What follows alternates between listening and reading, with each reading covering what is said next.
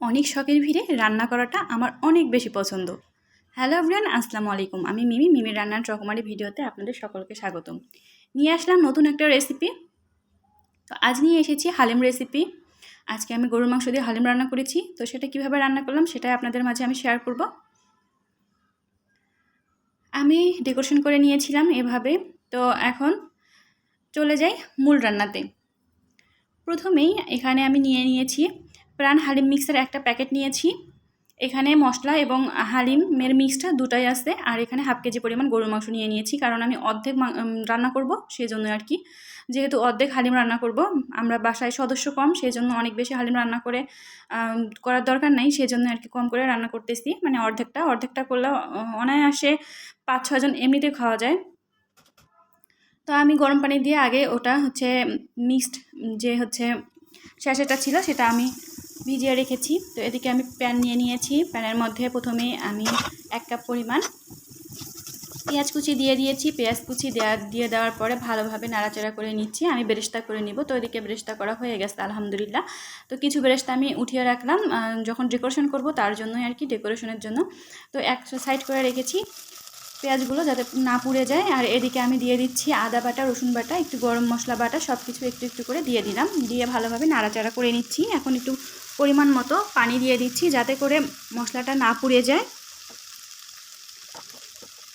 তো এদিকে আমি মশলাটা ভালোভাবে কষিয়ে নিচ্ছি। এখন এটার মধ্যে আমি দিয়ে দিব পরিমাণ মতো হলুদ গুঁড়ো দিয়ে দিয়েছি। তারপর এখানে আমি একটু ধনে গুঁড়ো দিয়ে দিয়েছি, জিরা গুঁড়ো দিয়ে দিয়েছি, সঙ্গে দিয়েছি শুকনা মরিচের গুঁড়ো। সব কিছু একসাথে দিয়ে আমি ভালোভাবে কষিয়ে নিচ্ছি মশলাটাকে। মশলা যত সুন্দরভাবে কষানো হবে এটা কিন্তু টেস্টটাও অনেক বেড়ে যাবে। তো এই যে আমি এখন মাংস, যে হাফ কেজি মাংস পরিষ্কার করে রেখেছিলাম ধুয়ে, সেগুলো আমি এখন দিয়ে দিলাম। তো এখানে হাড় মাংস দুটাই আছে।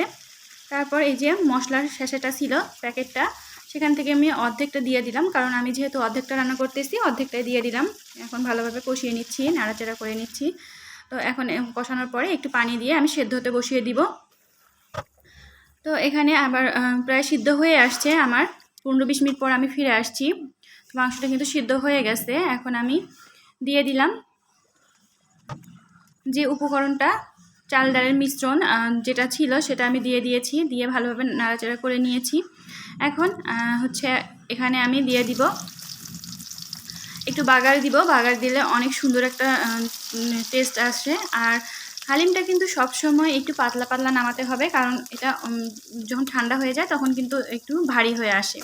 তো এখানে আমি এলাচ দিয়েছি, শুকনো মরিচ ফোড়ন দিয়েছি, আর হচ্ছে দিয়ে দিয়েছি এখানে রসুন কুচি। দিয়ে আমি ভালোভাবে এটাকে হচ্ছে ভেজে নিব। তারপরে এটা দিয়ে আমি বাগার দিব। তো এই তো সুন্দরভাবে নাড়াচাড়া হয়ে যাচ্ছে, প্রায় হয়ে আসছে আমার এটা। তো এখন আমি হচ্ছে এটা বাগারি দিব।